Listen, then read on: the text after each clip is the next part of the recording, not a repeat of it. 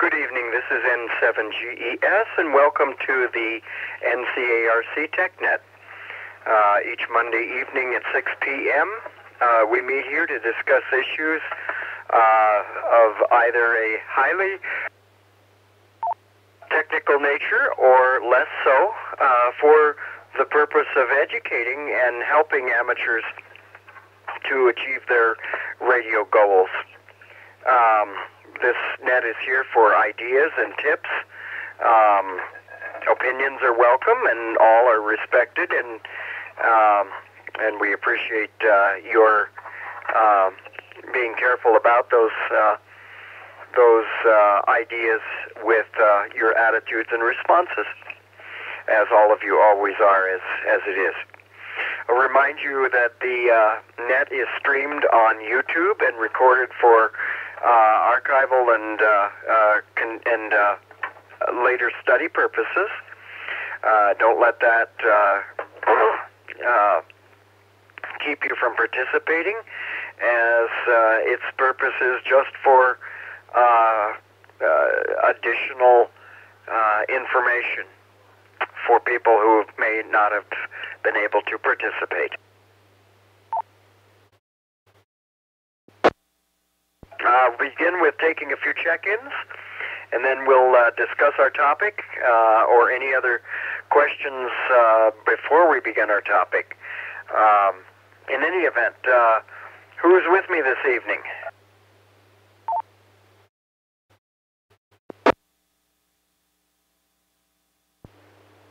Kilo 0 Alpha Bravo Kilo.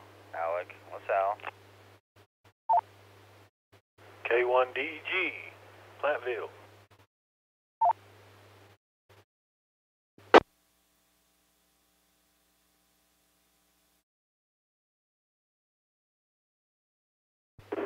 Kilo Charlie 0, Zulu India Echo. On and off for the next hour.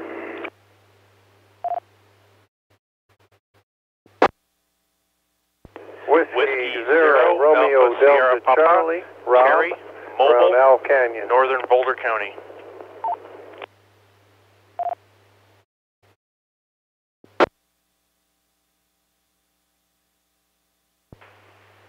Kilo Echo 0, Quebec Papa Charlie, Arlen, Fort Collins.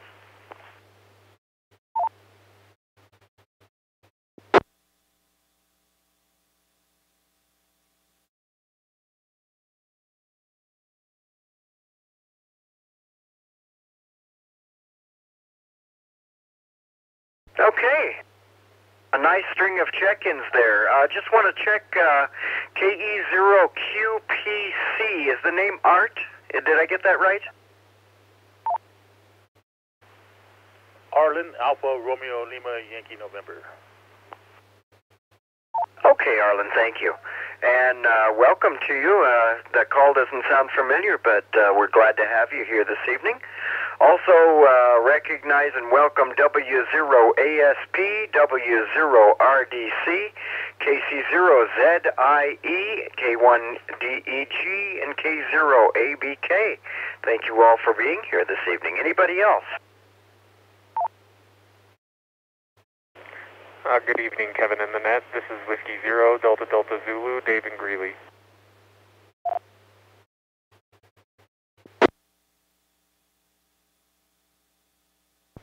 Kilo 9er Bravo, Golf Uniform, Taryn, Loveland.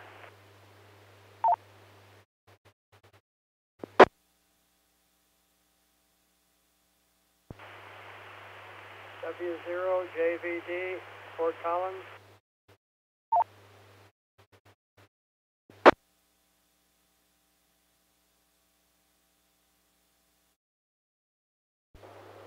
Kilo Echo 0, Papa Uniform Whiskey, Greg in South Loveland.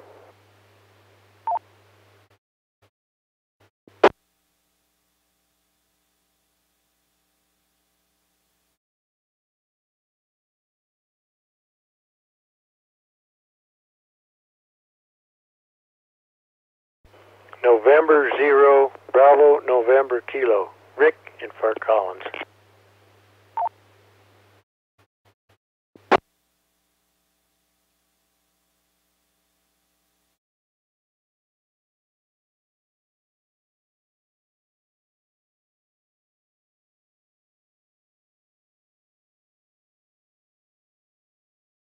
Okay. We'll take a break for a moment and welcome N0BNK, KE0QPUW, sorry, Greg, W0JVD. Let me just check this. Whiskey 0 Juliet Victor Delta. And what's the name there, sir?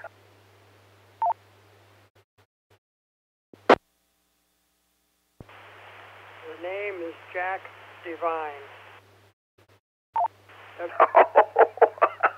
I should have recognized you. Sorry, Jack. You've got to get on a little more often so I talk to you more and get accustomed to your call and everything there, Jack. But I'm sure glad to have you this evening. Thank you. K9BGU, I haven't heard you in quite a while there, Taryn. W0DDZ, thank you all. Last call for current check-ins, but of course I'll take check-ins anytime during the net as well. Anybody else want to check in at this point? Kilo Oscar 6, Romeo Mike Mobile, Jeremy in Fort Collins. Kilo Echo 0, Papa Tango Echo, KE0 PTE, Mike on the HT in Fort Collins.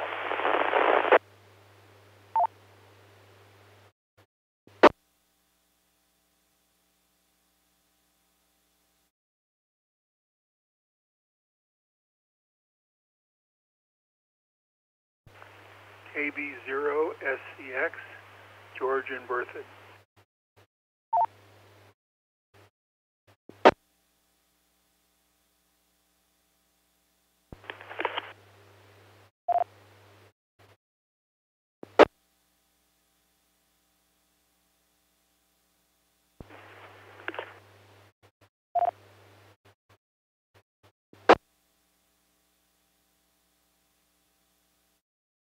Okay.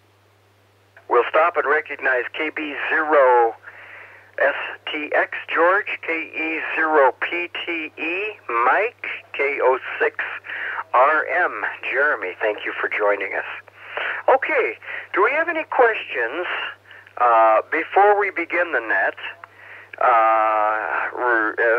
Any particular question anybody would like to ask of a ham radio nature, technical or other things?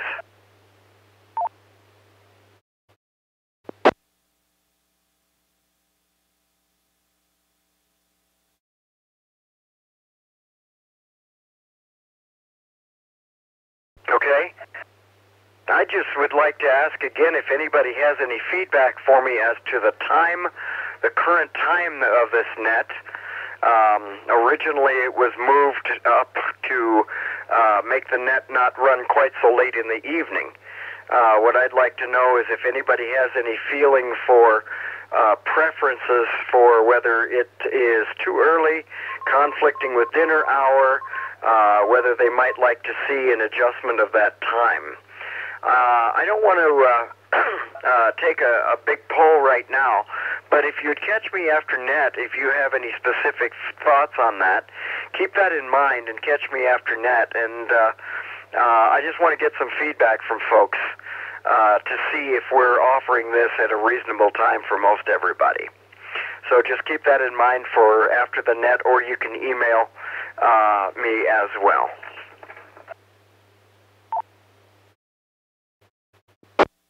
And I can't think of any more net business at this point in time. I will also remind people that if you're not able to make it via radio, or you have a battery rundown, we also have Echolink available, and that would be W0UPS-R on Echolink. So feel free to join us there as well. Lots of ways that you can participate this evening. Okay, it was suggested that we chat about all-mode radios, or shack in a box, as some people call them. Radios that handle all bands and all modes, such as the the ICOM 706 Mark II-G, the Yaesu FT857, 891, the Kenwood TS2000, the ICOM 7100, I believe, and many, many others that I could mention, that any of you could mention. Some of you have definitely had experience with these. Some of you have bought these because they provide multiple functionality in one radio. Some have bought them because they were a particularly good radio for some particular purpose, because it was a good price, various reasons. Some people prefer individual radios for individual bands, or modes, you might say. What I'd like to do is discuss that a little bit this evening, hear preferences, hear reasons why a person might go one way or the other, think considerations on that. So perhaps I will leave it open. Give me a call suffix to begin the discussion, and I will send it to you.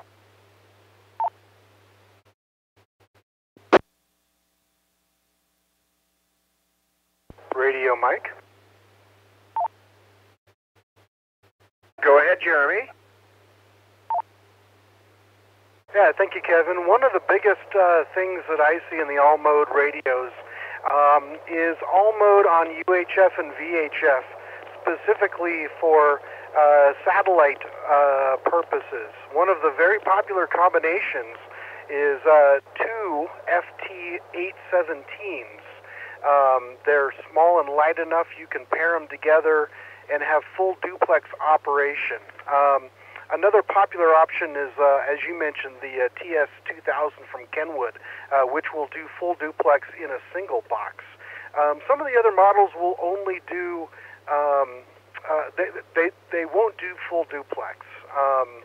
And so it's a challenge when you're doing the linear satellites as well. But that's one big use case for the all modes, and one of the arguments why they're good to have. KO6RM. Okay. Thanks, Jeremy. What was the number of that radio again? Well, that was an FT. It was a Yaesu model. Yes, the Yaesu FT817, which I think they've announced a newer version, the 818, which is, I think, very, very similar. It's got a different chemistry battery, I believe, and maybe some updated features or something. But it's very difficult to find all mode on UHF and VHF. And sometimes you just happen to get HF as well. So it's more of a bonus. Okay. Now, does the 817 actually have full duplex two-sided radio? I was thinking that and the 857 would be the same way, but I can't remember. Are those radios full duplex? Neither of them will do full duplex. I'm not quite sure about the 857, but I think both of them only have one VFO. But a popular option, at least among the satellite crowd, is to buy two of them and 3D print a little case or something that you can screw them together. You can have a shoulder strap. For those that get out in a field at a grid corner or a grid line, it's an extremely portable way to get out there on the satellites. Okay, yes, that's the point I missed before. Thank you for clarifying that. Two radios to take care of full duplex, and yes, those are nice. They're low power radios, but they're neat and small. Very good points.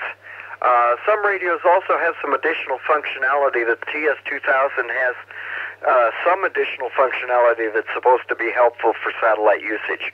I've never used that, but I know that there are buttons that will handle various aspects of that for frequency shifts and that sort of thing. So there you go. There are extra features in some radios that are specially designed for satellite usage.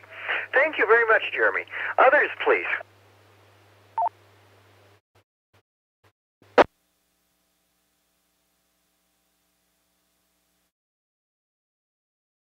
Okay. Does anybody have a can anybody tell me why they bought? Anybody else tell me why they chose an all-band, all-mode radio? I know some of you who have checked in do have them. We've kind of heard from Jeremy. Let's hear from a few others. Was it because it was a recommended radio? It was a good price?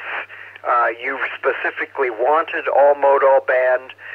Let's hear some discussion here, and then I also later want to find out from people if they, for some reason, avoided buying a rig in a box, a shack in a box type radio. But let's start out first of all with people that have them, that purchased them for a specific reason, and even maybe people who are looking to purchase one, and why. KD0TYU. Good evening, Joe. Hi, Kevin. I think there's a good and bad with both of these things. I have an 857, and I got it from Willie. And as an HF radio, it is somewhat lacking, primarily because it's a very small box, and it uses software to do what you need to. And if you're not a menu person and want to push through a whole bunch of menus, the ultimate thing, now I don't know about the Yaesus, I don't know about the ICOM, but I do know that this is a problem with this. Why did I get it? Well, it was one little box that I can put up on the rig instead of having 15 of them, which I have right now.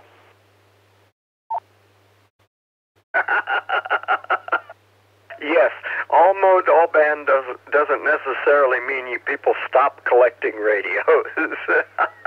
Thank you. But yes, that particular radio is lots of menus and very few buttons. And yeah, that is not the case with all of them, but that certainly is the case at least with that one. And probably the 817 as well. But it depends on your use model. Other views, please. Other comments. ASP. Good evening, Terry. ASP, go ahead. Yeah, Kevin in the group. Well, I bought my Yaesu 857 to go to Antarctica because I was space and weight limited, and I wanted an HF radio that could be small, that I could transport and use there. But I'll have to agree with Joe, it is very difficult to use. In fact, it's a distraction and a disincentive to get on HF, and I've never used it on UHF and VHF. Instead, I've bought some of these Titera radios, UHF, VHF dual bands, and those are the ones I use regularly. W0ASP, back to net.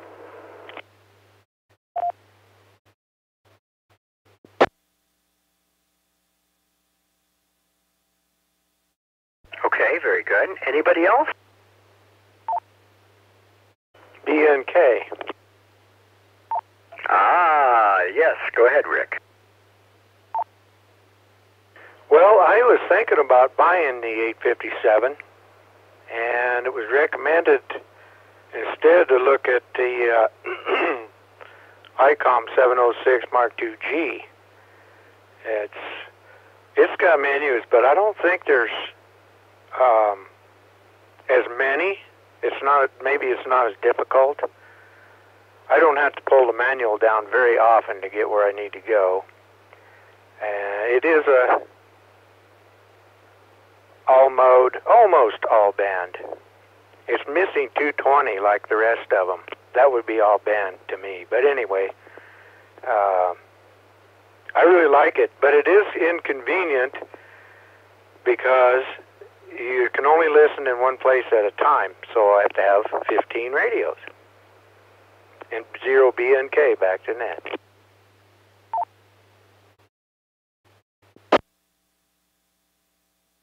Okay, now that radio does actually have more buttons, right? So you're really not going into menus a lot. Is that correct, Rick? Yeah, there's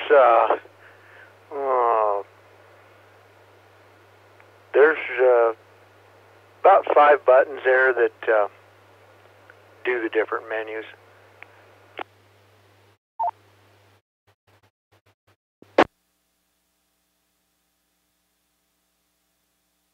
Now, but Rick, you were kind of looking for an all-band, all-mode in the first place, right? You were specifically looking for that kind of a radio as opposed to something for just HF only, correct? Pretty much, yes, that is the case, because you could put it in your mobile and not have to have a bunch of radios in there, just have the one. So that's part of the reason why I went this route. KD2IU with a comment? Yeah, go ahead, Joe. The one nice thing that I think, well, with the 857, and I'm not opposed to the 857, other than like Terry and I both agree that the menus, but you can do 2-meter sideband, and that's something that a lot of the all-mode radios can't do. The 857 is probably the only one that I'm aware of in the Yaesu group that can do that, but just a comment.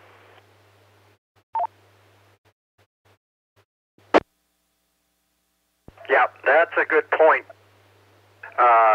Almost all of these, I think, will do 2-meter sideband. The ICOM, I know, does. The Kenwood does. The two ICOMs, the 7100 and the 706 Mark II-G. I know we're not. And the little 718 does that too, because that was the. No, that wasn't the first time I was on sideband, I guess, or was it? Maybe it was. Anyhow, because I borrowed one of those for a short few days and got to try it out a lot there, so that was very enjoyable. And yes, that is a band, that is a mode and band that very few radios that are not already all band, all mode will do. So that's a very compelling argument for those types of radios as well. There are some out there that will do that mode, but they're kind of few and far between. So that's a good point. Anybody else before we continue? This is N7GES with the TechNet.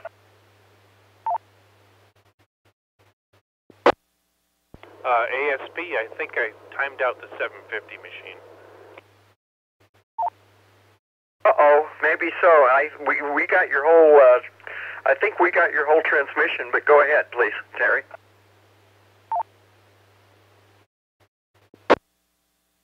Okay, just back on 275, because that's where geography will permit. I just didn't hear any response.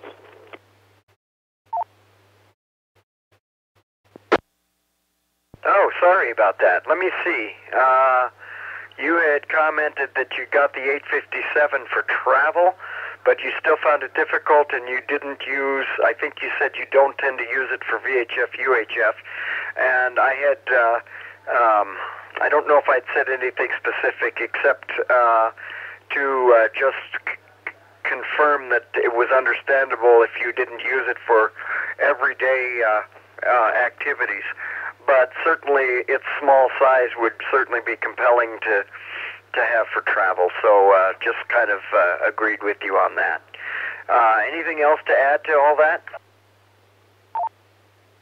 Oh, negative, and thank you kindly for the repeat. Oh, sure thing. You did make it all the way to 275 on all of that, so I'm sorry you didn't get response. Yep, we still got that in the, that's still on the drawing board to fix there. Okay, anybody else specifically for the all band, all modes? General GM.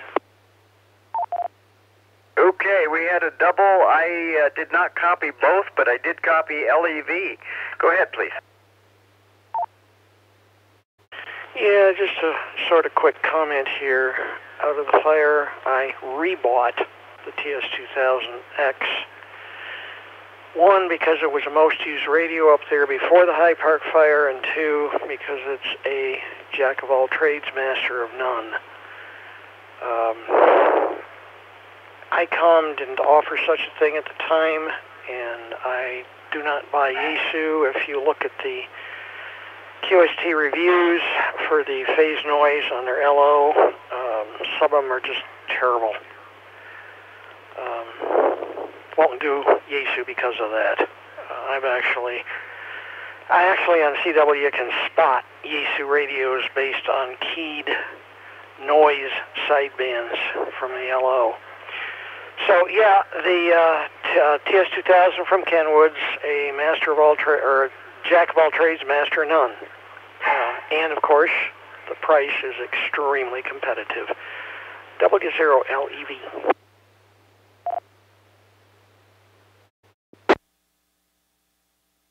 Okay, thank you. And I'll ask you a bit more about that comment, and then I do want to get to our other station there. So that is quite an old radio. Maybe not quite as old as the 706 Mark II-G. I don't know that for a fact, but still is being produced, I believe. When you say master of none, obviously we're talking it's not as an excellent unit, exceeds expectations. But you are not necessarily saying, if I understand you correctly, that it doesn't function well in most everything that it does. Would that describe what you're saying fairly accurately? Yeah, it functions all right. For instance, on CW, I can hear some minor aliasing due to the 12 kilohertz last IF DSP. If you want to be serious about VHF, UHF, sideband CW weak signal work, still a transverter is a far better answer than a TS2000. However, I use it, I enjoy it, and the price was right. It is not a master of what it claims to do. For instance, on HF only, compared to my new ICOM 7300, it's a hands-down loser to the 7300. On a transverter system, and I can also speak for the 817, because I've had one. Transverter, if you're very serious about weak signal work on 6 meters on up, transverter is probably the only good, solid way to go. W0LEV.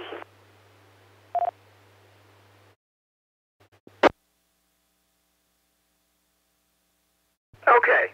And as he said, they still work, but if you want really superior performance, there's some considerations. So we've identified some sacrifices you make with a radio in the box, with a shack in the box, but not significant enough to dissuade everybody and anybody from buying them, depending on your use model and that sort of thing. So there you go. Be informed about that. This is N7GES with the NCARC TechNet. Let's see. I was thinking I was going to ask anybody confused about the transverter issue. Is anybody not familiar with that? Kevin, one last comment I'll make on the TS2000. For the average ham, it's a spiff radio at a good price point. I've been a ham working on 58 years. I have a lot of test equipment. I have a discerning ear. I am not the average ham. For the average ham, something like the TS2000 is excellent. The Yaesu LO noise, which is transmit and receive, I wouldn't go there personally, but that's my own bias. W0LEV, enough said.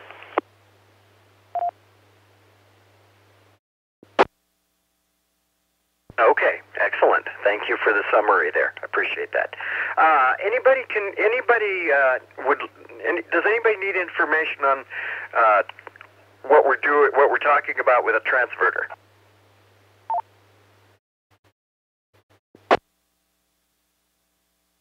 Okay. I trust not. We'll certainly be happy to explain more about that. And interesting to remind me that that's another option for some additional band/mode usage there. Okay. So Dave has begun to talk about some of the reasons you might not buy an all-band, all-mode radio. There's some compromises at times. It might be small with a small control panel. It may be complex with menus. Maybe I'll say, because my TS2000 certainly has lots of control buttons, and I don't find that I have to go into menus at all. So different radios are different ways. The 7100, Dave, can you tell me about that? That's a touchscreen radio. Is that correct? The ICOM 7100?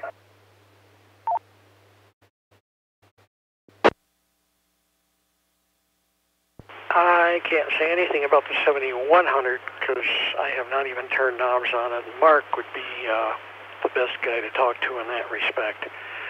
I have a 7300 for 876 meters, and it certainly runs rings around the TS2000, but like I said, the average amateur would not notice. W2MIC. We do have, and Mark, thank you for checking in, and were you the other check-in a few minutes ago, or did you just get here? Just got off the phone. Okay, very good. If you don't mind, I did have another double earlier. Let me go back and pick him up, and then I do want to come to you, definitely. We had another station doubled with Dave initially. Could you come back again, please? Sure. It's N6GN, Glenn, in Fort Collins.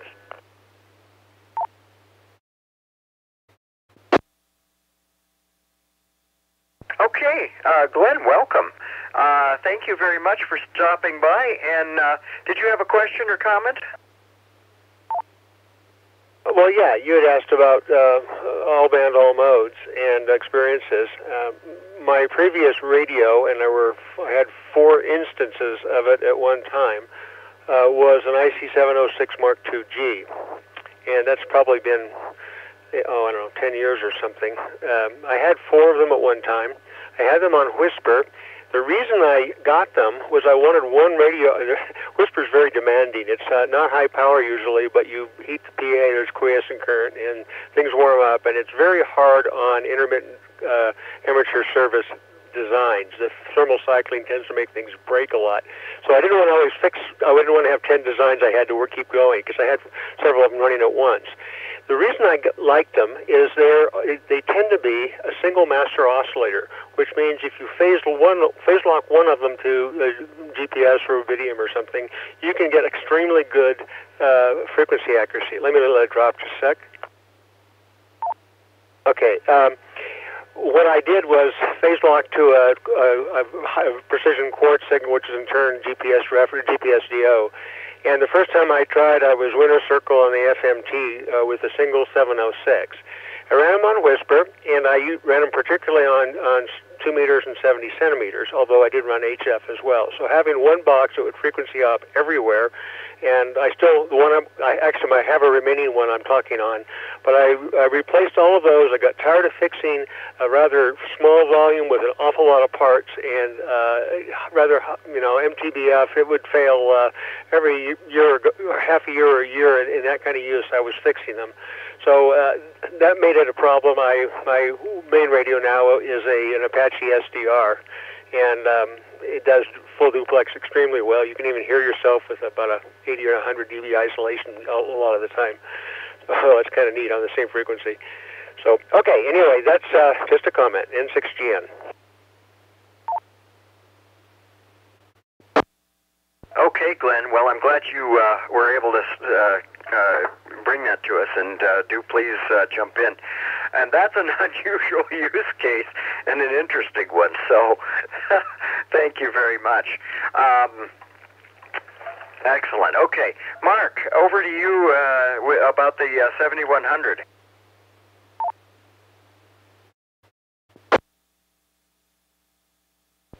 W2MIC. Yeah, Dave, W0LEV, made me buy a 7100 recently. It is indeed a touch screen, and since I've been driving a ICOM 706 Mark II, not 2G, but 2, for several decades, and just recently purchased the 7100, which is basically an upgrade, I bought it for a very special purpose, and that is it has very low current draw, about 0.7 amperes, versus the 706, which draws about 2.5 amperes while just listening. The large screen on the 7100 and the touch screen design mean that you go through a bunch of settings that I call set it and forget it, like entering your call sign. And then when you're normally operating the 7100, you touch what you want to change. Like if you want to change the band, you touch the 7, and you get a full screen menu, and you touch the 20, and now you're on that band, and you're done. If you want to change, for example, from upper sideband to lower sideband, you touch the little icon that says LSB, whichever way that went, and you get a bunch of choices for USB and RTTY and CW, and you touch whatever mode you want, and you're there. So with the 706, yeah, in particular when I was using it mobile, there were several layers of menus, and that could be kind of distracting, and I thought maybe not such a good idea while driving. The 7100 completely resolves all of that. It is a software-defined radio. It has all kinds of wonderful DSP built in.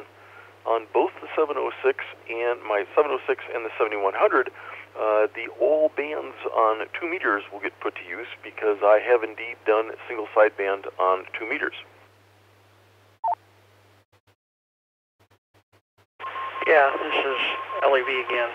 I might also comment that the ICOM LOs and to a large extent the Kenwood local oscillators have been much, much, much cleaner than the recent Yaesu offerings. W0LEV.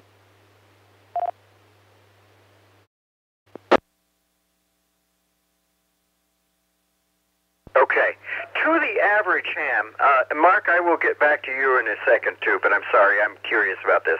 To the average ham, and maybe not the most learned one in electronics and that sort of thing, what is this clean oscillator going to do for you that's something that is not as well produced? What are they going to notice? Okay, W0LEV here. If you've got a strong signal, and I'll use Yaesu because they're an outstanding bad example, there are a lot of noise sidebands. Some of them are discrete, some of them are just noise.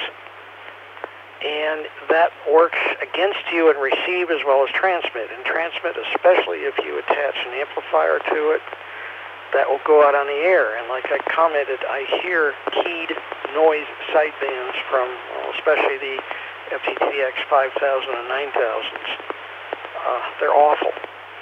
It hurts you in receive because even if you invoke a very narrow passband filter, if you have a noise sideband at a strong signal that's outside your IF passband, it will still interfere with the signal you're trying to copy. A good, clean local oscillator will not do that. Basically, it kind of lays to ruin the effects of a narrow IF filter. If it's a noisy LO, all of the noise within the noise sidebands and typical Yaesus, and I'll take the 9000 and 5000 as an example, go out 10, 15, 20 kilohertz. I believe it's the FTTX 9000 or 5000. Tangent noise on the LO is only minus 80 dB from the carrier. That's going to drag in all kinds of noise modulation, even in a narrow bandpass filter. The IF filters cannot take that out. W0LEV. Okay. And you're talking 5,000 and 9,000. I mean, those are two you've used. Those are not necessarily all band, all mode. I think if you're, I'm just confirming if I'm understanding what you're telling me. That those are not necessarily all band, all mode, but the same symptoms are occurring in their all band, all mode rig. Is that correct, or have I missed something there? You're correct, Kevin. While some are better than others, some are worse than others, even the Rob Sherwood report, 5,000 and 9,000s are terrible. No, they are not shack in a box. But Yaesu especially seems to have ignored the fact that a clean LO is important in both receive and transmit. A comment in 6GN? GN, go ahead. Yeah, just in addition to that, phase noise is basically a measurement of spectral purity. I mean, as you said, it applies on both receive and transmit. One of the characteristics of a given oscillator, given phase noise characteristics, is as you use it at higher and higher frequencies, the phase noise tends to go as 20 log F, which means every time you do an order of, if you go from 160 meters to 17 meters or something, a factor of 10, you get a 20 dB increase in phase noise. And if you do that again a couple of times and try to use a noisy oscillator on, say, 10 gigahertz, you can have a situation where it is so bad that you listen to a sideband signal and you hear the guy's got lots of noise on his sideband if it's a really bad oscillator. So it gets worse as you go higher. And even on the multi-band, multi-modes, listening at 70 centimeters or 23, bad phase noise really starts to be an issue. That's a good reason why the transverter approach is far better than a shack-in-the-box for a VHF UHF.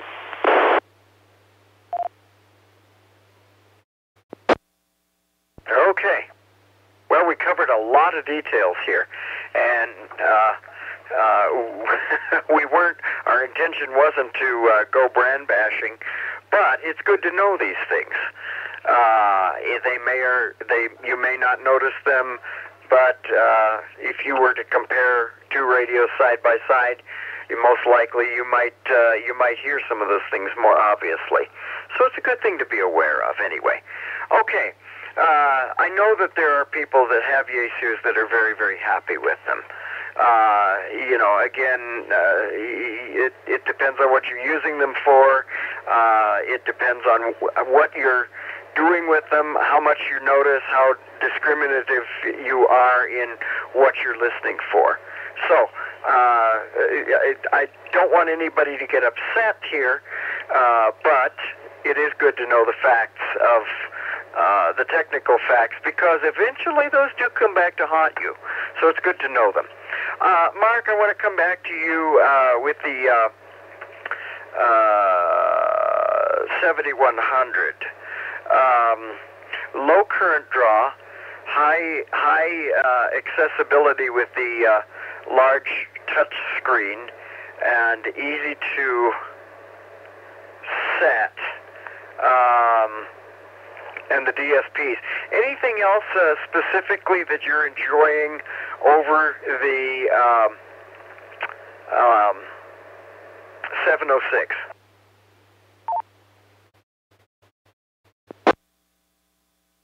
Oh, they're really the same radio. I avoided buying a 7100 for 5 years since they first came out because I already owned that radio, the 706 with some filters installed and the DSP unit.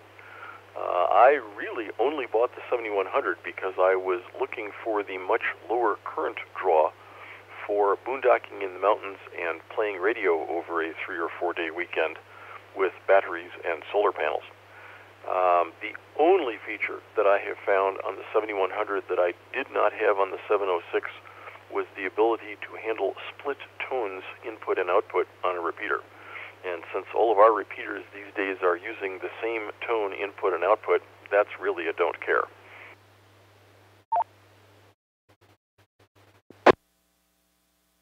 Okay, excellent. You've not used it enough yet to notice whether there's a huge difference in performance or anything of that nature yet?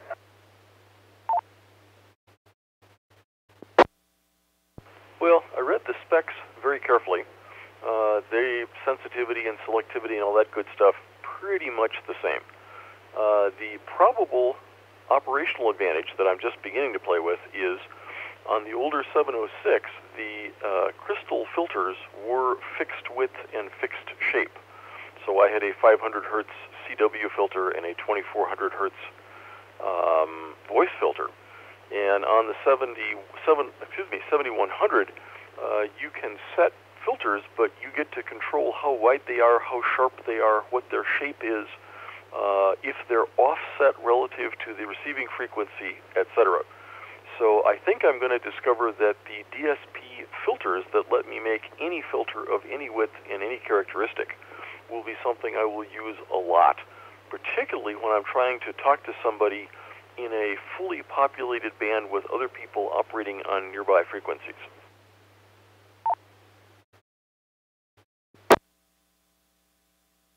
Okay, very good. All right, we have covered a lot of info. I want to know right now, before we continue, do we have any questions, specifically questions at this time?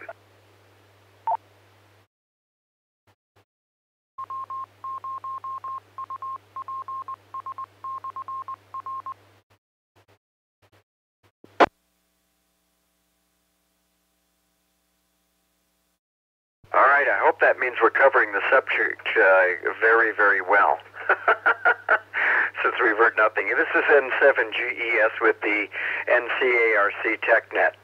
And if you do think of things that you would like to ask about, please remember to jump in later, and we'll definitely try to cover that for you. Okay, we've talked just a little bit about why, a couple of reasons at least, why a person might not buy an all-band, all-mode rig.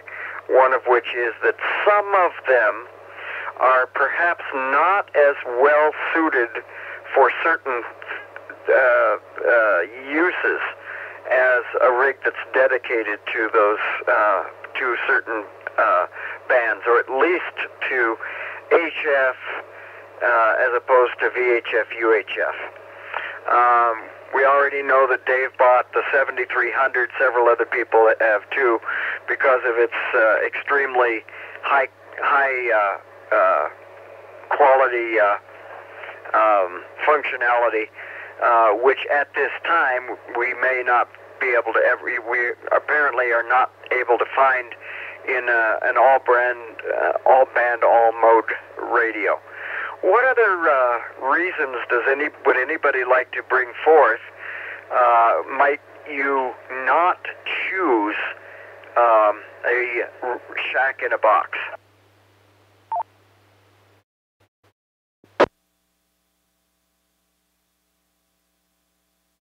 MIC. MIC, go.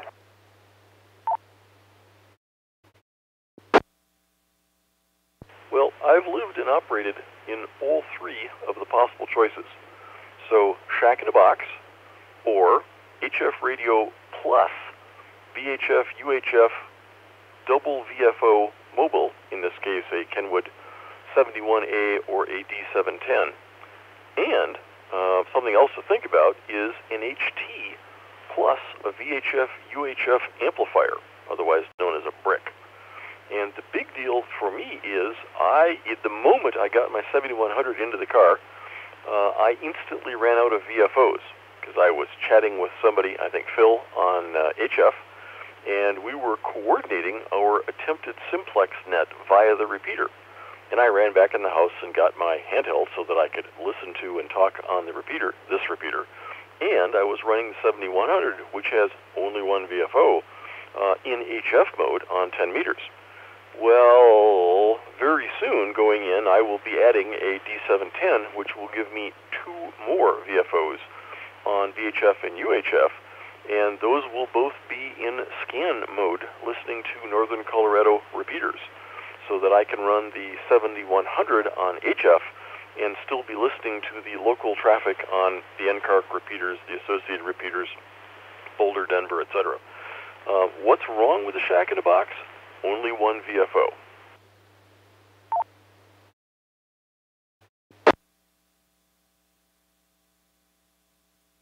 Okay, now does your dual VFOs work on HF as well as VHF, UHF?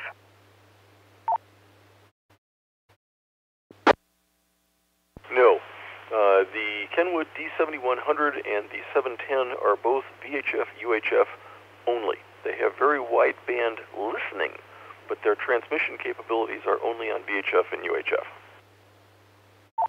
I'm sorry. I think I understood you incorrectly. You said I understood you correctly. Never mind.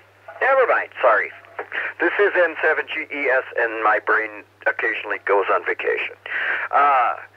I believe I understood you incorrectly, that you were saying you actually were intending to say what's wrong with the Shack in the Box, only one VFO. Did I get that correct? Correct. My old 706 and my 7100 had only one VFO. So if I was talking to someone on HF, I could not monitor local repeaters on VHF and UHF.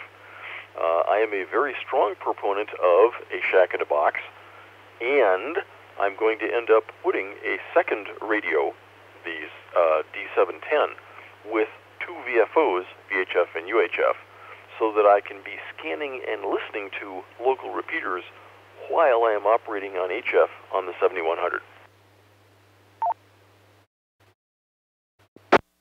Okay, my slow brain has finally got that now. That's a good point. There are radios, dual bands that do have both. I don't believe the Yaesu does. The Kenwood TS2000 definitely does, although that second VFO is only usable for VHF, UHF. Still, it's there, and it scans and performs completely separately from the other VFO, which does do HF. I'm not sure if there are any other radios. I'm not sure of other dual bands or other all bands that function like that. Those are the main models that I've heard about, dealt with, whatever. So if anybody has anything else, do please let us know about that. So there we go with one item, which is that it is only the non-Shack in a Box radios generally are one VFO at a time. Not full duplex. You can't do 2 frequencies at one time. They may have multiple VFOs, A and B, but you can't listen to both of those VFOs at the same time. So there we go. I wanted to clarify that before we got in trouble from saying something that clearly, at least according to the instruction manual, isn't quite right. We have to get our terms straight. Other items. Why would we maybe choose a non-combined rig?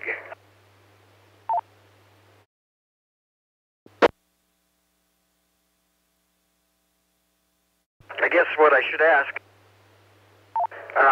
is, are there other reasons besides performance or expense that might compel someone, or if a person really wants one rig to do multiple functionality at once at the same time, which not all of them even do that anyway. Are there any other items anybody could comment on besides cost and an HF only rig or a VHF UHF only rigs, as opposed to an all band all mode rig?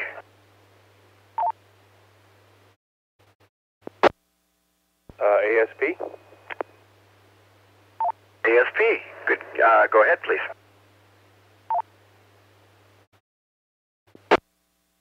Well, when you have two radios and one of them breaks, you still have one that works. If all your eggs are in one basket, well, there you go.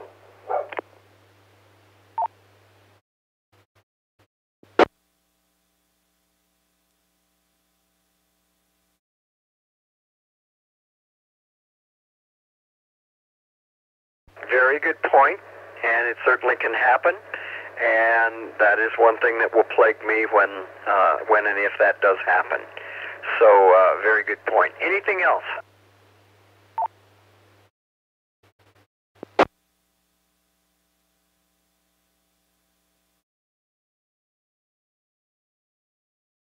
Okay, so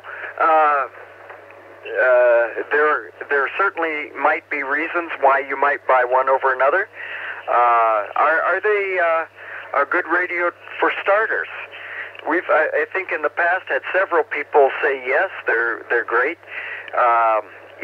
Especially if you think you want to move up to something later on, because they are complicated.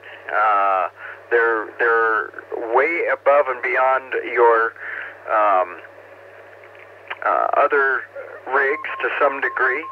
I mean, certainly if the main thing you're going to think of operating is an HT, there's probably no reason to think about one. But if you're going to put something in your car, and you want to have something at the house, or both, are they reasonable radios to start with? Are they really that much more complicated than, say, your typical dual band VHF UHF radio? Especially the way most of them are designed nowadays.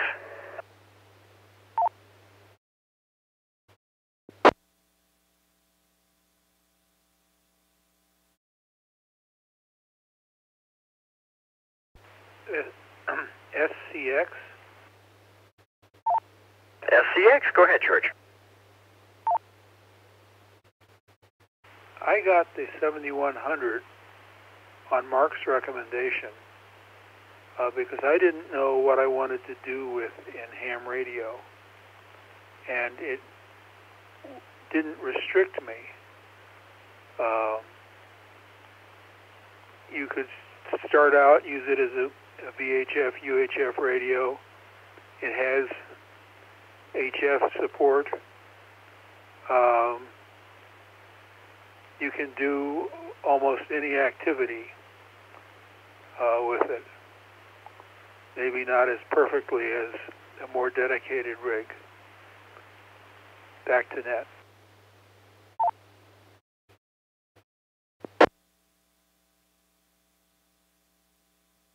Very good point. Very good point. Mark, let me ask you, if somebody were going to get a mobile rig of some sort, especially for VHF, UHF, and with the possibility of moving to something else, but they didn't have their, maybe they didn't have their general yet, but they were planning on getting it. and really wanted to move to something else. If they thought they were going to be interested in that, and they wanted to get one rig at present, no, I'm sorry. Let me state that again. I apologize. If you had a technician, if you were talking with a technician who thought they might want to move into a general and get an HF rig, would you say that the 7100 or the Mark II or the 706, either one, would be a good rig for starting out, even if they're only going to be using it for as a mobile rig? Is the complication of the extra bands and stuff really that much extra functionality to be confusing to somebody if they're already going to be buying a mobile/base type rig in the first place?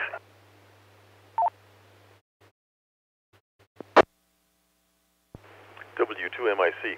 Well, I suspect you know that you're talking about me, because I got my tech license, and on advice from K0OJ and WA5SWD, my first radio was an ICOM 706 Mark II. And the Mark II, for those of you not familiar with the series, the 706 was HF plus 6 meters. The Mark II was HF plus 6 meters plus VHF, but not UHF. And the final of the series, the 706 Mark II G, HF 6 meters, VHF, and UHF. And I used the 706 Mark II G in 2-meter mode only for, a couple of years. And then got my license up to a higher grade, got an advanced, etc. The difference in operation is when you're running 2 meters and VHF and UHF, primarily what you're doing is working from memories, because you program in repeaters with offsets and tones and whatever else. So when you're switching around, you're clicking between memories for this repeater, another NCARC repeater, a Denver repeater, etc. When you're running HF, you pick a band, like 20 meters, and then you pick a frequency within that band. So you first use the band switch button, click, click, click, to get to the correct band, and then you twist the big knob to pick the frequency that you want. You don't really tend to use memories on HF, or unless you have very well-established communications or nets or something like that. So, no, there's not really any more complication. It's actually less complicated to run HF, because you're not struggling to remember, did I want memory 23 or 24? You just say, I want 20 meters, I want this frequency, bang, off you go. And the radios know that you're doing upper sideband or lower sideband by what frequency you're on. So really the only thing you do is pick a band and a frequency within the band.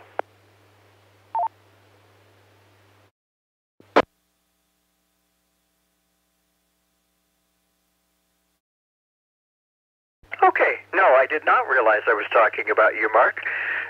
Thank you for the example and for confirming what I had kind of already thought, as it is. So I think the main thing that we're probably saying is that between the different brands and models of radios, each one is going to have its own advantages, disadvantages, weak points, strong points. But as far as a starter rig, there would be no reason not to consider one, especially if you were going to step up and add other functionality. So one more time, one last time to ask: is there any other reason why a person would buy a single HF rig or a 2-meter set of a dual band VHF UHF rig, and avoid an all band rig, other than the things we've just mentioned? Cost, single rig and no backups, perhaps less performance in certain areas. Anything additional at all that anybody could might come up with as a reason for that?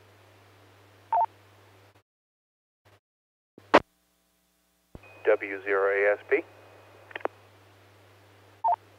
ASP, go ahead.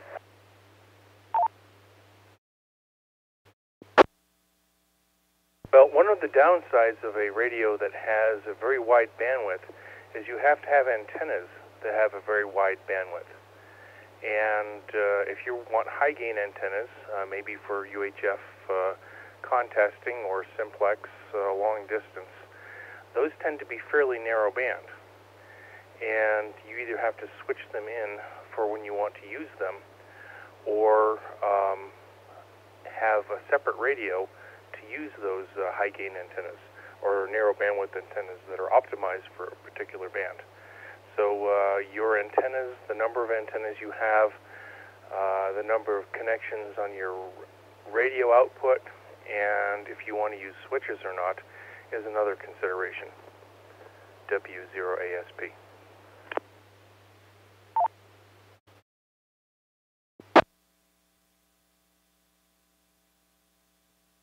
Okay, good point. You started out talking about wideband radios. I take it you're not necessarily talking about HF only, but something that would cover HF, VHF, UHF, not being functional on one antenna. Was that the main point there, or did I miss a point there where you were specifically started out talking about wideband radios that cover a wide band areas?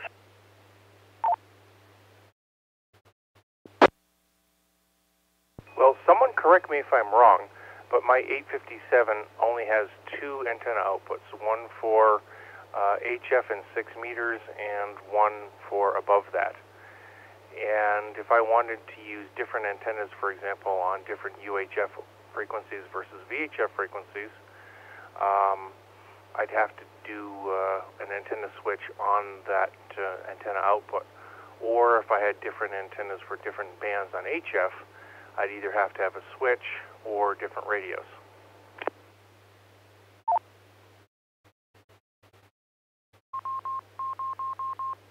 Yeah, okay, I got you now. There's two parts to this, but yes,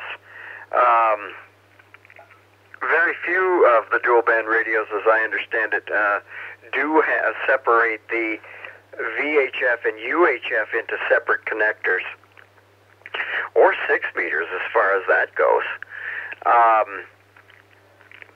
and therefore that does mean that you're probably going to be using a switch in order to switch between antennas.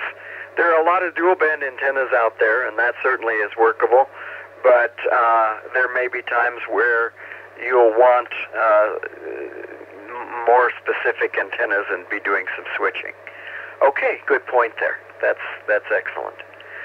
Any other comments or questions about the whole subject of shack-in-the-box, individual radios, any of these points?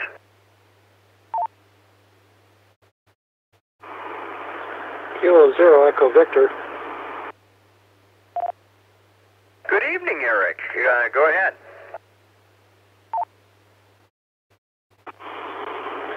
Yeah, that was via Echolink, and that was a very good point.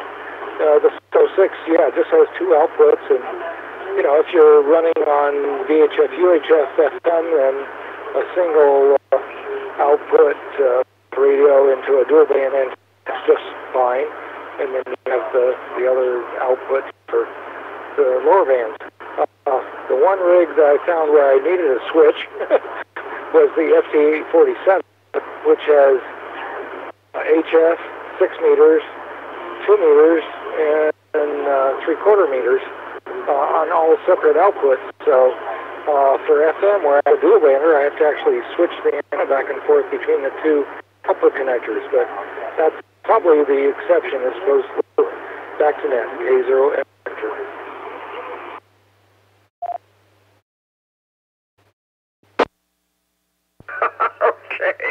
Now that was the Yaesu 847, is that right?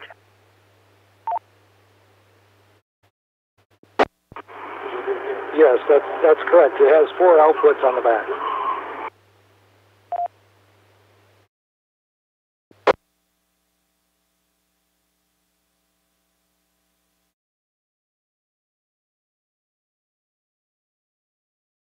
Okay. Sorry, I'm writing here.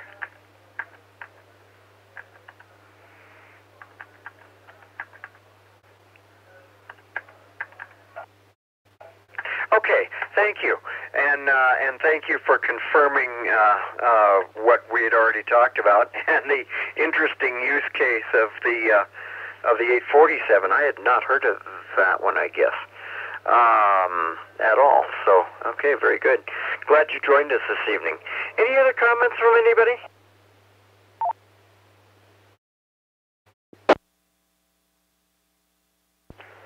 RDC. Okay, we had 2 together. I heard RDC first, and then I'll come back to the other station. Go ahead. Okay, thanks, Kevin. I don't know. It sounds like you're ready to shut it down, but I just wanted to make a comment that our YouTube had 7 viewers tonight, so we're just waiting for them to jump in and type some questions so they can get it heard on the net. Anyway, that's all I had to say there. W0RDC. Thanks, Kevin. Okay, well, very cool. And yes, you can probably submit questions that way as long as somebody's watching and can relay them in here. So that's very cool. Who was the other station that was in there? W0GWC. Oh, good evening, Dan. What you got for me? Well, as you know, my wife and I are pretty new to the hobby, and we share mentors with apparently a number of other people on the net. The advice we were given, which has proven to be very sound, is not to overcomplicate things. We will purchase a 7100 simply because it doesn't take a lot of additional stuff. You don't have to buy a lot of different things. It's not a cost issue, it's a complexity issue. Simpler is better.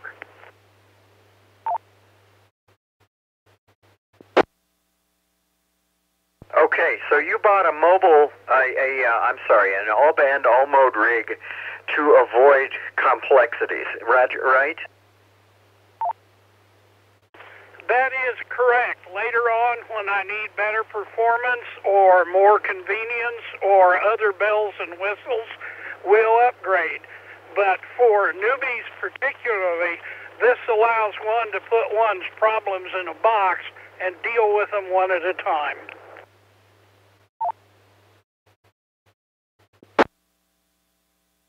Okay, very good. So I haven't looked for a while. What are we dealing with as far as prices are concerned? I'm sort of thinking that about the lowest that we're going for all-mode, all-band radios is maybe in the $600 to $700 range. Can anybody confirm that? At least new, those are the prices, certainly. And used, maybe down into the $400 range. Am I kind of accurate on the ballpark on that?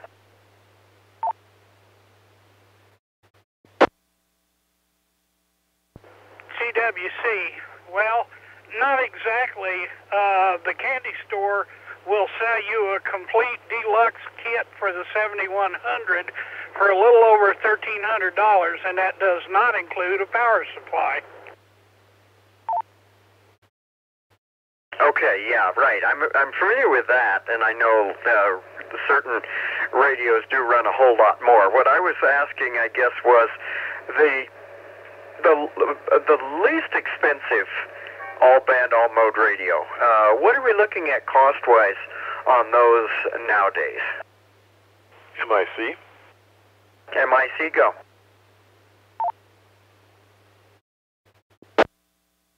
Well, Well, I bought a 7100 a week ago, and after rebates, I will have spent $770 on it.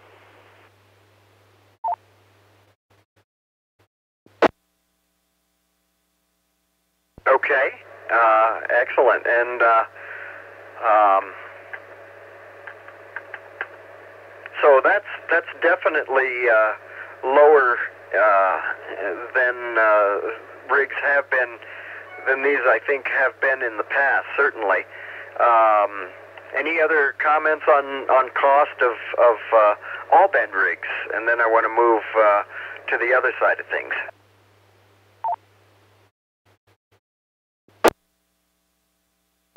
CWC, net control, please tell Mark that I'd like to talk to him about that.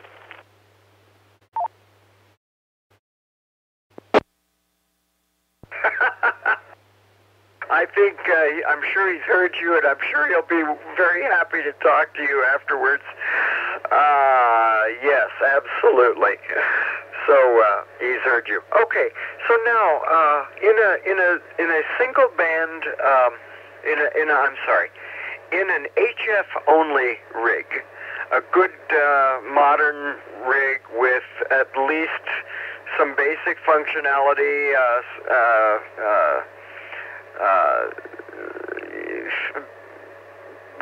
what might we be looking at cost there? And then we'll also talk dual band radios as well here.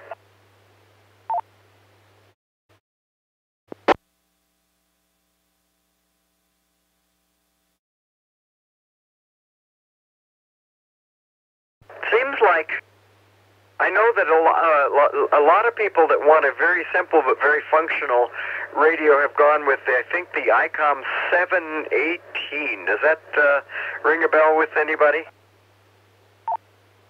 Yes, indeed. Great starter radio, about $600.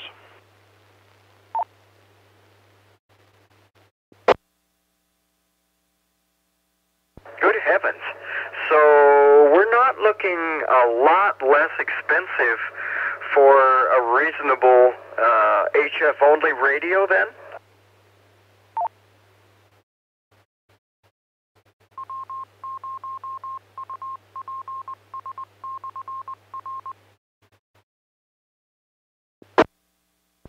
W2MIC.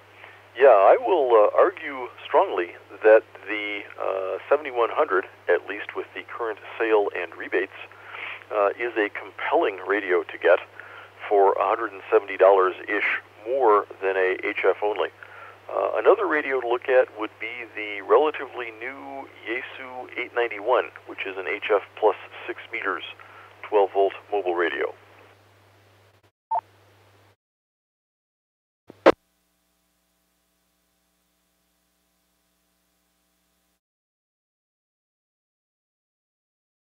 Okay, and do you have an approximate cost on that by any chance, Mark? Oh dear, I would have to guess. I don't know. I think up around 1,000.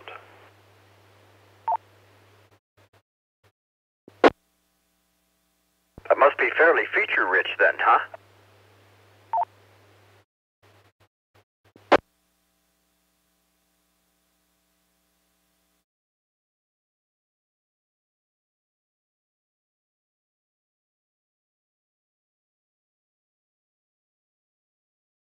Oop, I'm guessing he went to the internet. Okay. So this is very interesting because this definitely didn't used to be the case, at least as I remember and understand it. But apparently we've definitely had some breakthroughs to bring those prices of the more complex radios down. And that makes the standalone HF radio much different looking in price.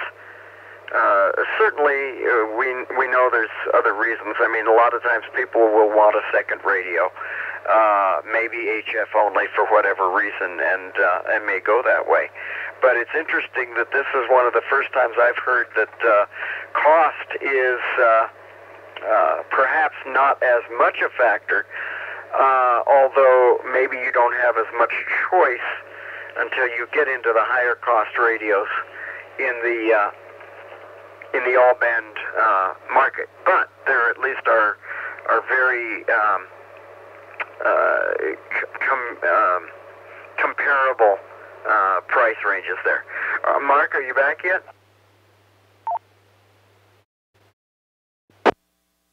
Nope, still digging.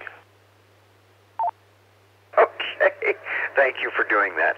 This is N7GES with the NCARC TechNet. Any other comments while we're waiting for Mark to come back? CWC. Yeah, it's K0 Victor. And yeah, you know, you can go out there and look for 706s, which are great radios. I sold both of mine for under $500, and they're great little rigs.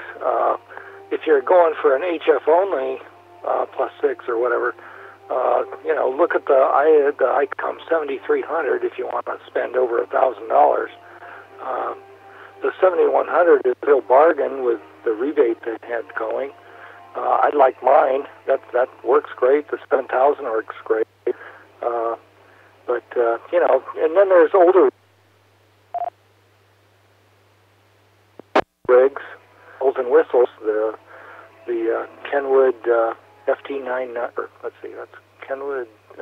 Well, there's Kenwood, there's Yaesus, there's ICOMs, all kinds of rigs that are, you know, 15 years old, but they work great on HF. So just, you know, look around, and if you can find one in condition and that's what you want, go for it. Kilo Zero Echo Victor.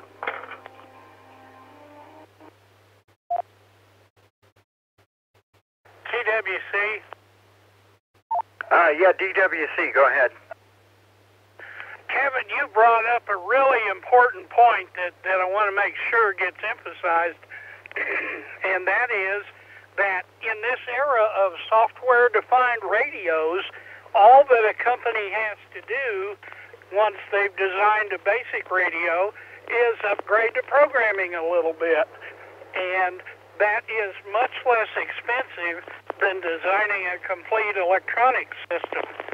I think we are going to see an explosion of feature-rich radios at prices considerably less what they might have been 10 years ago.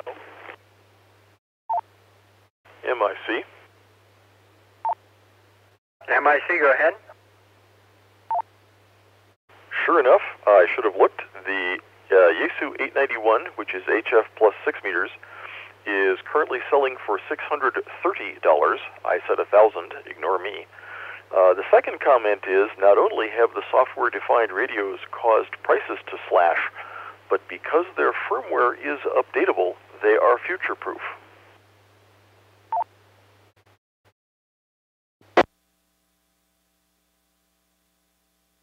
LAO? Thank you very much, Mark. LAO, go ahead. Well, yes, to a point, you can upgrade software, but it's no different than a computer. The upgrades will exceed the components within the radio. It's no different than, well, I have an iPhone that can no longer take OS upgrades. I have a computer that can no longer be updated. So there is a limitation there as well.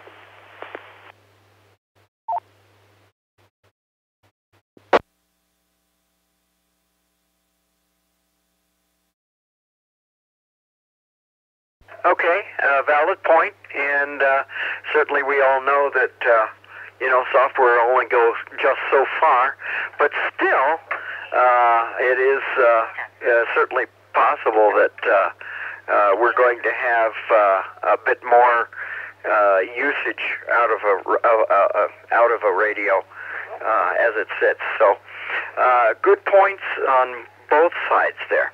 Any other comments here? MIC? MIC, go. Yep, I looked up the on the ICOM 718, which is a very decent starter rig.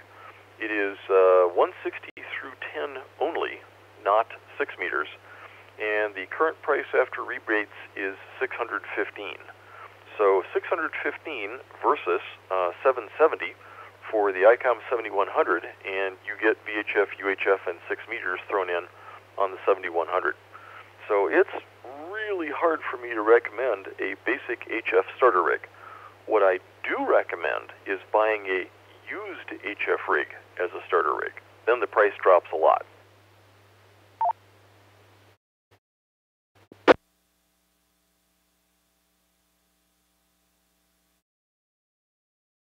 Okay, very good point. And there's probably a lot of those out there. So it's another way to get in without perhaps quite the expense at the beginning. Okay, so we all know that there's lots of, that was HF rig rigs. We all know that the dual band market has changed a bunch with a lot of the Chinese radios and that sort of thing. I believe right now you can get a radio for around $200 that is has pretty much all of the functionality of some of the more expensive Yaesus. What are we talking about for the various Kenwood ICOM Yaesu dual band models at this point in time, Alinco? Can somebody give me some ballpark figures there?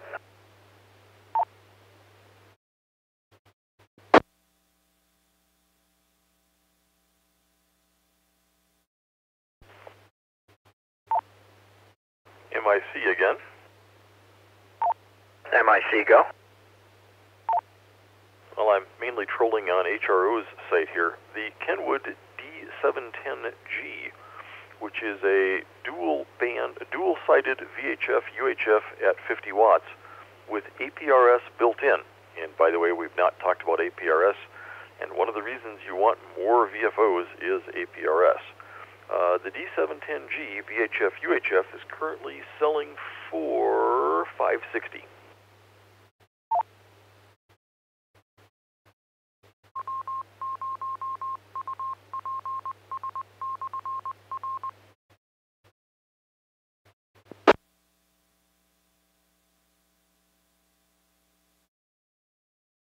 Okay. Any other comments anybody wants to add to that?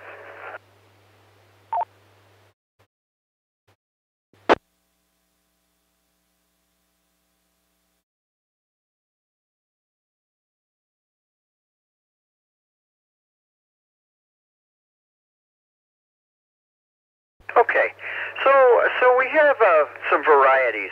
Again, some less expensive varieties for VHF, UHF only, but not with as much, with all of the functionality that you start getting with the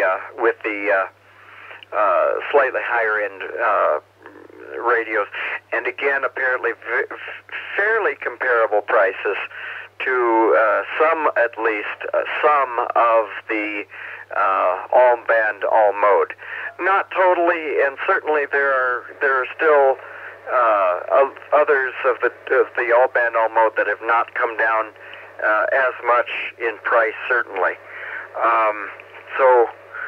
But at least there's some difference there than apparently there used to be just a few years ago. So that's very interesting. Okay.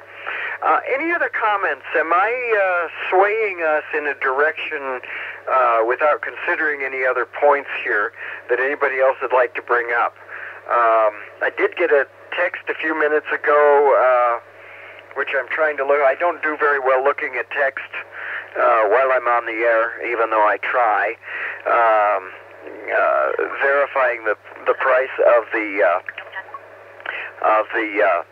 Yaesu that we were talking a few minutes ago, Yaesu 891, which is is similar to the 857 with a few additional features, and he says only $630. Marty, why don't you come and join us? So I don't have to relay here. Anyhow, but thank you for that comment.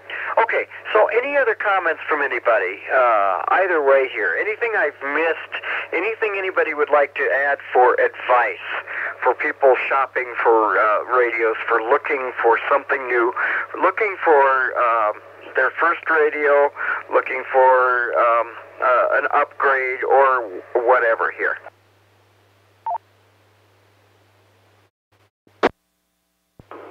Limited connectivity on Echolink, Kevin. That's why I couldn't get in. And R&L Electronics has some deals on the DYT radios with power supplies, and you could get set up there without breaking the bank. And I won't have connectivity here in about 2 miles, so you guys have a good evening. Catch you a little later. KC0QOK.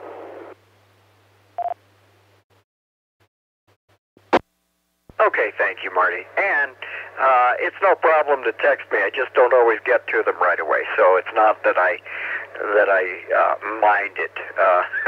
So thanks much. I just don't multitask very well these days. So getting old, I guess. Anyway, any other comments from anybody on this? N0KEG. Good evening, sir. What you got for me, Ray? Hey, good evening, Kevin. Good evening, everybody. I am horribly late to your party, but I heard somebody mention an 891, and I bought one for my mobile setup, and I liked it so much, I ran across a used one at a great deal. I had to buy a second one. Highly recommend it. It's very good. I don't really know what the topic is or how it came up, but I'll just say buy it. It's a great little radio.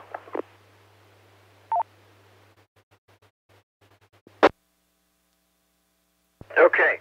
Well, the topic has been radio, all-band, all-mode radio, or shack-in-a-box versus single-purpose radios, HF, or at least VHF combo.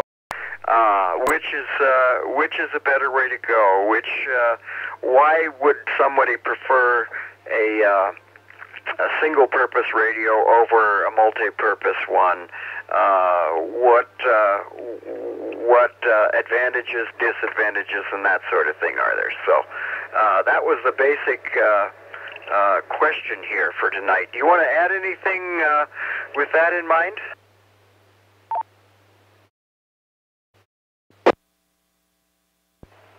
Sure, but I'll warn you, I'm putting the keg back in no keg tonight. But at any rate, yeah, I'm a fan of both, depending on what your purpose is. But here at home in the shack, I want to listen to as many frequencies as I can. So I've got repurposed commercial gear programmed for repeaters. Right now, there's a D-Star and a C4 FM radio on.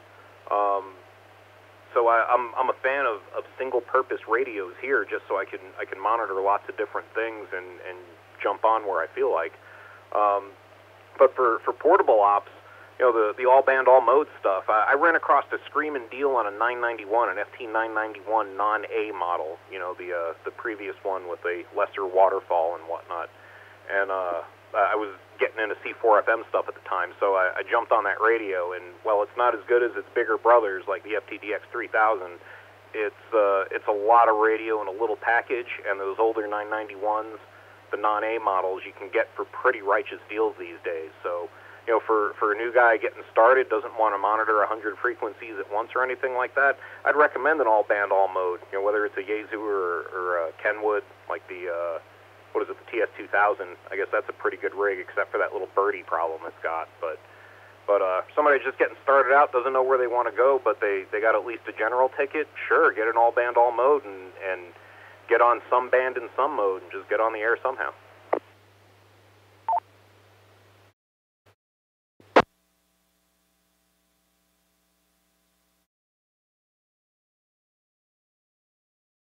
Okay, thank you, Ray. Appreciate that. Any other comments tonight? LAO. Go ahead, Luann. Well, it was kind of serendipity and fit into the budget. We ended up, there was a package deal, but the radio, and it's HF, was a Kenwood TS940S. And I'll tell you what, I really like that radio. One, it has knobs, and and knobs and buttons. That's really cool.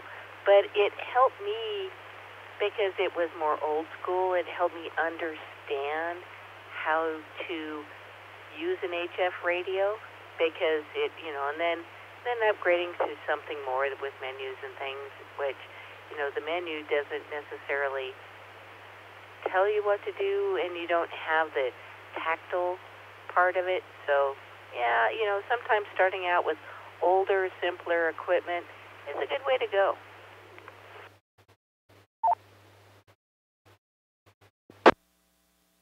ASP comment? ASP, go ahead.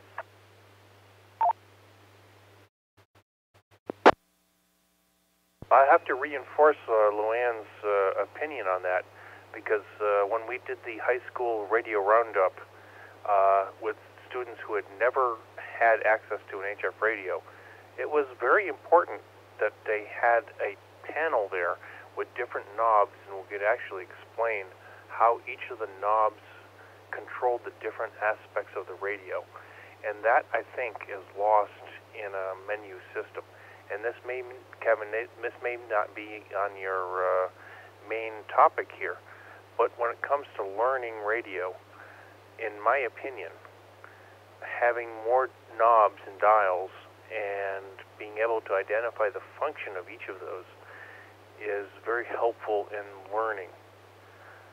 W0ASP back to net.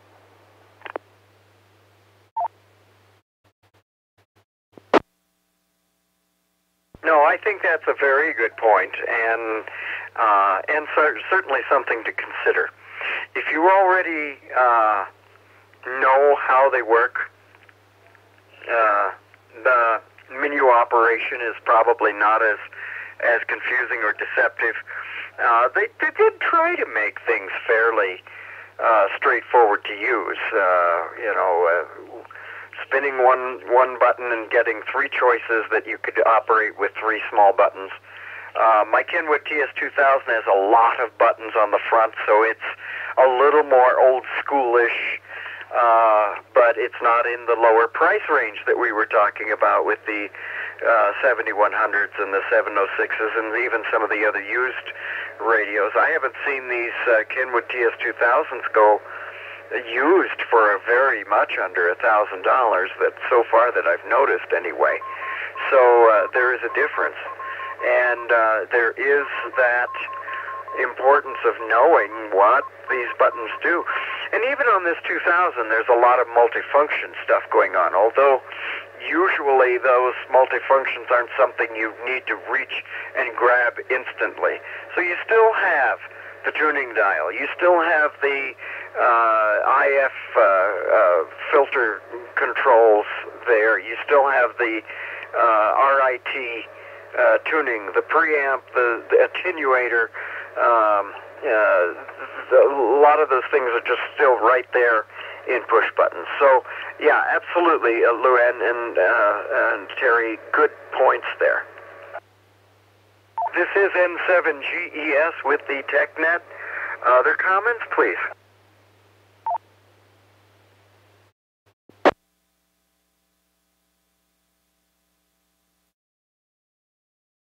Well, all right. We have well talked over our hour and a half here.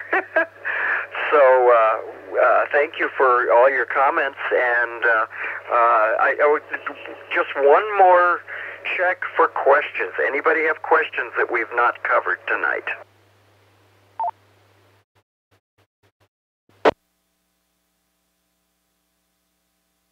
All right.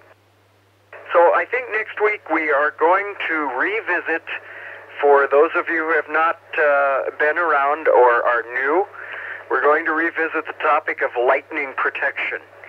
We've talked about this before, but we have new folks around. I think it's important to cover it. We're getting into the season here, and so we'll do that next week. Be prepared with your questions. There is some controversial issues to some degree in this as well, and we'll discuss those. So look forward to seeing you then. I want to thank NCARC for making this available, and those of you who have supplied information, comments, those who are involved in the streaming for YouTube, and everybody who has provided for the program here. I thank you all very much again.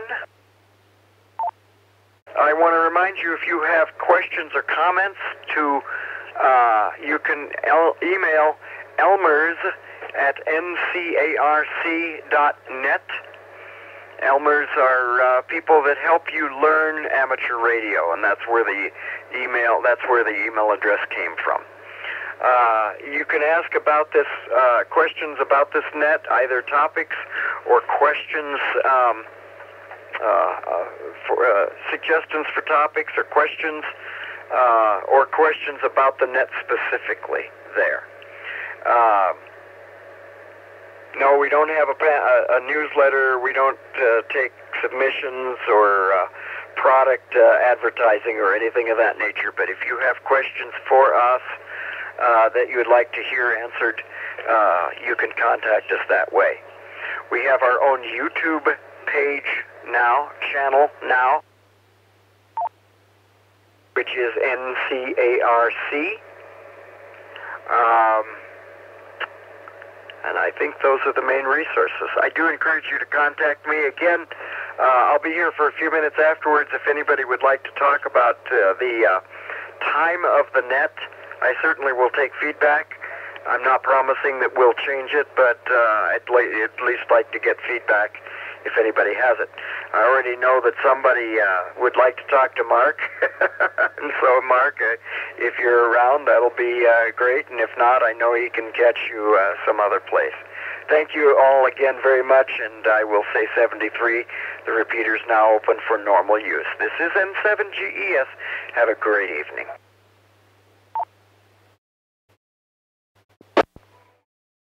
This presentation was brought to you by the Northern Colorado Amateur Radio Club. Thank you for watching, and don't forget to like and subscribe.